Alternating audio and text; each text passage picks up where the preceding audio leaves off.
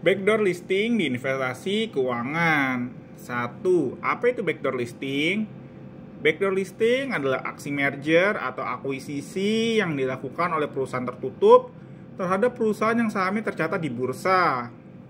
Ada beberapa alasan mengapa sebuah perusahaan tertutup melakukan akuisisi ini, diantaranya adalah perusahaan bisa masuk ke BEI atau Bursa Efek Indonesia tanpa IPO. Perusahaan tidak memenuhi syarat untuk IPO. 2. Apa yang dimaksud listing?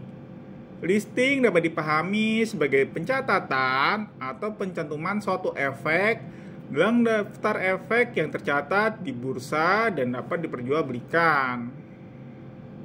3. Apa yang dimaksud dengan delisting? Delisting mengacu pada proses penghapusan sebuah saham perusahaan dari pencatatan pasar modal di Indonesia. Dari menyandang status sebagai perusahaan terbuka, delisting akan mengubah statusnya menjadi perusahaan tertutup. 4. Apa itu dual listing?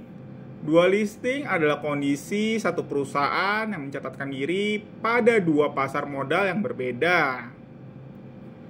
5. Apa ya dampak saham delisting?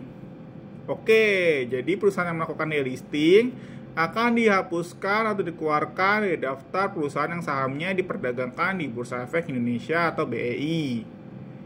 Setelah perusahaan tersebut dihapus dari bursa, maka semua kewajiban sebagai saham go publik akan ikut terhapus, termasuk kewajiban untuk menerbitkan laporan keuangan. 6. Apakah perusahaan yang sudah di-delisting dapat relisting di Bursa Efek Indonesia?